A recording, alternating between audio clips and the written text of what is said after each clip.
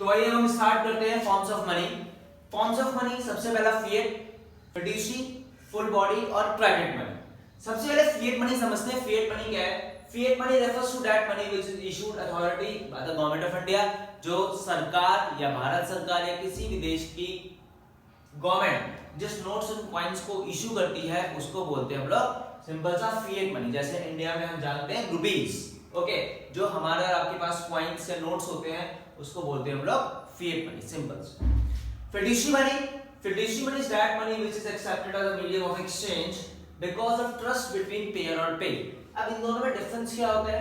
इसमें जो ट्रांजैक्शंस होते हैं वो रुपीस के फॉर्म में होते हैं, मतलब कैश होते हैं, और इसमें जो ट्रांजैक्शंस हो रहा है वो कैश चेक के थ्रू हो रहा है।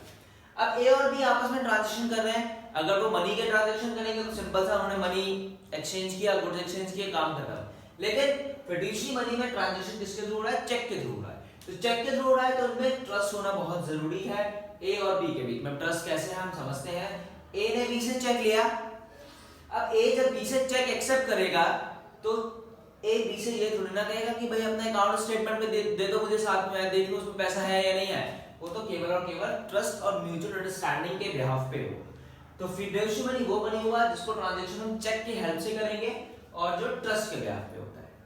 उसके बाद हम बात करेंगे full body money. Full body money refers to that money in terms of coins whose commodity value is equals to the money value. Money value is equals to commodity value. उसको समझते हैं। सपोज 1 रुपीस का coin है या 5 rupees का coin है, जितने का कॉइन है उतने क्या ही मेटल यूज होगा उसमें या उससे थोड़ा सा कम उसमें मेटल यूज होगा।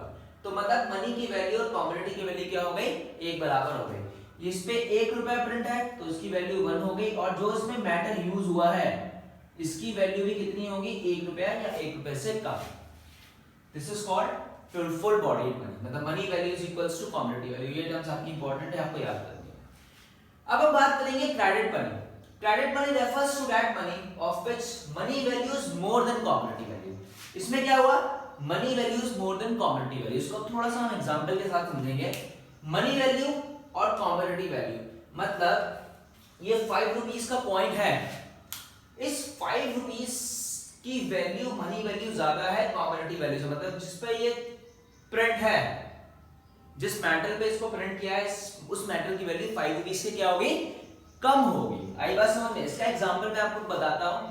आपने देखा होगा एक 5 रुपीस का कॉइन आता था पहले, जो बहुत हैवी मेटल में होता था, जिसको ओल्ड कॉइन, जैसे मैं आपको एग्जांपल के तौर पे बताता हूं, अगर आपको दिख रहा होगा तो ये 5 रुपीस का एक हैवी सा कॉइन आता था, ठीक है। अब क्या हुआ? इस कॉइन की value, money value, commodity value बहुत ज्यादा थी। मतलब इसमें 5 रुपए लिखे हैं तो ये 5 रुपीस का ही कॉइन है। अगर इसको आप मेल्ट कर देंगे तो उसकी वैल्यू मोर देन 5 रुपीस हो जाती थी। तो लोगों ने क्या किया? लोगों ने उसको मेल्ट करना स्टार्ट कर दिया। इस कॉइन को क्या करना स्टार्ट कर दिया? मेल्ट करना स्टार्ट कर दिया। अब गवर्नमेंट ने बोला कि हमने 5 रुपीस के कॉइन इतने सारे मार्केट में इशू किए, तो वो कॉइन्स गए कहां? तब गवर्नमेंट को पता लगा लोग उसको मेल्ट करना स्टार्ट कर रहे हैं। क्यों? क्योंकि उसकी मनी वैल्यू जो थी, क्या थी? मनी वैल्यू कम थी, कमोडिटी वैल्यू ज्यादा थी। मतलब जिस पे वो प्रिंट हुआ था उसकी मेटल की वैल्यू बहुत ज्यादा थी मनी वैल्यू से। लोगों ने उसको मेल्ट करना स्टार्ट कर दिया। अब लोग होशियार हुए तो गवर्नमेंट तो उनसे ज्यादा होशियार है, और बड़े बड़े माइंड्स वहां पे काम करते हैं। तो गवर्नमेंट ने क्या किया? 5 रुपीस का नया कॉइन इशू किया, जो आप लोग देखते हैं आजकल, जो हल्का सा गोल्डन सा होता है, ये वाला कॉइन, ठीक है। अब इस 5 रुपीस के कॉइन को आप मेल्ट करो तो उसकी वैल्यू 2 रुपए भी नहीं रह जाएगी। कर लो मेल्ट लो, तो क्या हुआ? जितना आप होशियार बनेंगे गवर्नमेंट आप उससे ज्यादा आपसे बहुत होशियार है। तो 5 रुपए के पुराने वाले जो कॉइन्स थे वो लोगों ने मेल्ट करने स्टार्ट किया, तो गवर्नमेंट ने उसको बंद कर दिया। अब 5 रुपीस के नए कॉइन्स गवर्नमेंट ने निकाले हैं, जिसको आप मेल्ट करेंगे तो उसकी वैल्यू 5 रुपए से बहुत ज्यादा कम हो जाएगी। तो ये हमने पढ़े फॉर्म्स ऑफ मनी में, और ये क्रेडिट मनी, आप इसको पढ़ लेना और एग्जांपल दोबारा देखना, दोबारा सुनना। नहीं समझ में आए तो कमेंट सेक्शन बॉक्स में मुझे बताइए, मैं उसको और अच्छे से एग्जांपल को आपको एक्सप्लेन करने की कोशिश करूंगा। तो ये आपके फॉर्म्स ऑफ मनी हुए। उसके बाद हम बात करते हैं, इससे पहले हमने फॉर्म्स ऑफ मनी पढ़ा, अब हम पढ़ेंगे supply of money. Supply of money basically होता क्या है? सप्लाई ऑफ मनी का मतलब होता है कि मार्केट में या इकोनॉमी में, हम इंडिया में रहते तो इंडियन इकोनॉमी में कैसे सप्लाई ऑफ मनी होता है, मतलब जो मनी का फ्लो है वो कैसे आता है, तो उसको हम समझने की कोशिश करते हैं। सप्लाई ऑफ मनी या money supply refers to the total volume of money held by a public at a particular point of time। at a particular point of time की बात हो रही है, इसका मतलब ये कौन सी बात हो रही है, स्टॉक और फ्लो, ये स्टॉक की बात हो रही है। तो money supply refers to the total volume of money, total volume of money, वो सारा पैसा held by public, जो पब्लिक के पास होता है, पब्लिक मतलब हमारे पास या आपके पास, at a particular point of time in an economy, जो एक पर्टिकुलर पॉइंट ऑफ टाइम पे हमारे और आपके पास पैसा इंक्लूड होता है, उसको बोलते हैं सप्लाई ऑफ मनी। जैसे चाहे वो इंडिविजुअल हो सकता है, चाहे मैं भी हो सकता हूँ, आप भी हो सकते हैं, या कोई बिजनेस फर्म भी हो सकती है, तो उसको बोलते हैं हम लोग सप्लाई ऑफ मनी। और वो पैसा इसमें काउंट नहीं करते हैं जो गवर्नमेंट के ऑफिशियल अकाउंट्स में रखा होता है, इसमें केवल और केवल वो पैसा इंक्लूड होगा, वो मनी इंक्लूड होगा जो हेल्ड बाय द पब्लिक, चाहे इंडिविजुअल चाहे बिजनेसमैन के पास हो। बिजनेसमैन का मतलब जो बिजनेस यूनिट्स के पास पैसा हो। तो ये आपका सप्लाई ऑफ मनी बहुत सिंपल से वर्ड्स में हो गया। अब हमारे पास पैसा आता कहां से, कौन देता है पैसा, तो who supply of money, number 1 central bank RBI, जिसको हम नेक्स्ट चैप्टर में बहुत ही डिटेल में पढ़ेंगे। Reserve bank of India, India का रिजर्व बैंक ऑफ इंडिया है। कॉमर्शियल बैंक्स, जिसमें हम और आप जाते रहते हैं, द गवर्नमेंट, उसके बाद भारत सरकार। सेंट्रल बैंक ऑफ इंडिया, जिसके पास मोनोपोली राइट है, कौन सा राइट है, मोनोपोली राइट। मोनोपोली का मतलब होता है सिंगल राइट। इसके अलावा नोट्स को प्रिंटिंग का काम, इशू का काम केवल और केवल सेंट्रल बैंक ऑफ इंडिया होता है। इसकी हेल्प से कॉमर्शियल बैंक और गवर्नमेंट क्या करते हैं, नोट्स को मार्केट में सप्लाई की हेल्प करते हैं। अब जो मेन इंपॉर्टेंट टॉपिक है उसको हम ध्यान से देखते हैं। RBI issue currency on the basis of minimum reserve. अब बहुत सारे बच्चों के दिमाग में, या पहले मेरे भी दिमाग में क्वेश्चन होता था कि भाई नोट प्रिंट करने की मशीन भारत सरकार के पास है, तो वो जितना चाहे उतना पैसा प्रिंट कर दे, ऐसा क्यों नहीं होता? ऐसा नहीं होता। अगर सभी के पास इतना सारा पैसा आ जाएगा तो भाई सब अमीर हो जाएंगे। अब आप कहेंगे तो ऐसा तो हो जाना चाहिए, सब अमीर हो जाए तो अच्छा हो जाएगा, लेकिन ऐसे नहीं होता है। कैसे होता है वो हम समझने की कोशिश करते हैं। Reserve bank of India issue currency on the basis of minimum reserve of 200 crore. Minimum reserve of 200 crore. इन्होंने एक एग्जांपल के तौर पे आपको मिनिमम रिजर्व 200 करोड़ बताया है in the form of gold and foreign security.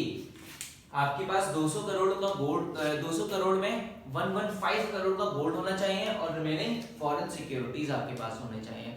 Government of India या प्राइम मिनिस्टर हमारे क्यों कहते हैं एफडीआई लाओ, भारत में निवेश करो।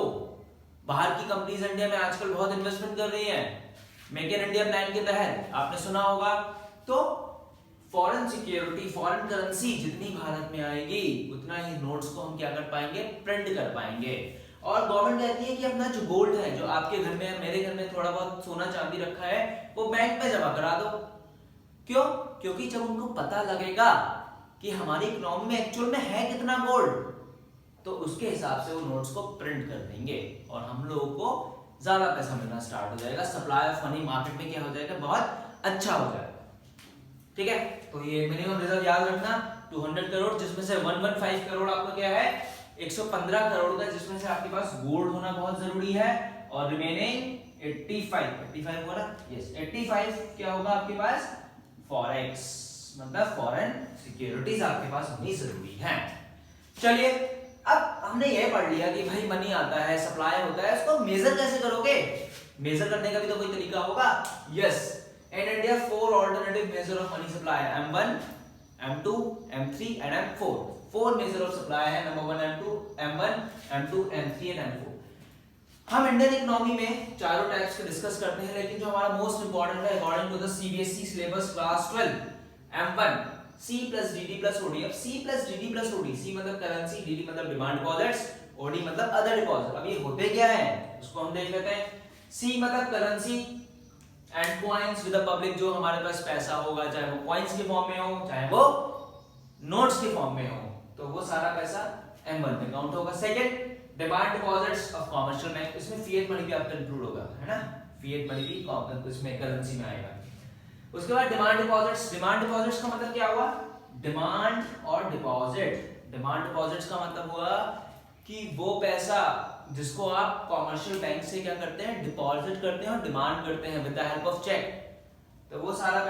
किस में आएगा, डिमांड डिपॉजिट्स मतलब डेली में आएगा। और ओडी मतलब other deposits, other deposits with RBI, जो आरबीआई ने पैसा फॉरेन सिक्योरिटीज में लगा रखा है, जो वर्ल्ड बैंक के साथ डील कर रहा है, जो अलग अलग कंट्रीज या अलग अलग चीजों में इन्वेस्टमेंट करता है, वो सारे अदर डिपॉजिट्स आपके अंदर इसमें ओडी में इंक्लूड होते हैं। OD means other deposits. तो ये आपसे पूछ सकता है बोर्ड्स में, OD C plus GD plus OD, इसमें से सी क्या होता है, डीडी क्या होता है, ओडी क्या होता है। तो ये हमने भाई समझने की कोशिश करी सप्लाई ऑफ मनी, और इसी के साथ हमारा मनी चैप्टर कंप्लीट होता है। तो हमने क्या क्या पढ़ा इसमें, हमने इसमें सबसे पहले पढ़ा मनी क्या होता है, मनी के फंक्शंस क्या होते हैं, उसको रिवाइज कर लीजिएगा। उसके बाद हमने पढ़ा क्या पढ़ा, उसके बाद हमने पढ़ा बार्टर सिस्टम, बार्टर सिस्टम के ड्रॉबैक्स पढ़े, ड्रॉबैक्स का दूसरा नाम अल्टरनेटिव नेम सीसी, लिमिटेशंस भी बोलते हैं बार्टर सिस्टम को, ड्रॉबैक्स को लिमिटेशन बोलते हैं, और बार्टर सिस्टम का अल्टरनेटिव नेम होता है सीसी मतलब कमोडिटी टू कमोडिटी इकोनॉमी। उसके बाद हमने क्या पढ़ा, उसके बाद हमने फॉर्म्स ऑफ मनी पढ़े, fiat, full bodied, credit and fiduciary money. उसके बाद हमने मनी सप्लाई पढ़ा, सप्लाई मनी किस तरह से मार्केट में सप्लाई होता है मनी का। तो ये है आपका chapter number 5 macroeconomics money, class 12 complete होता है इसी के साथ। Thank you so much. अगर आपको हमारी वीडियो अच्छी लगे तो प्लीज सब्सक्राइब कीजिए, और अच्छी अच्छी वीडियोस आपको देखने को मिलती रहेंगी। Thank you so much.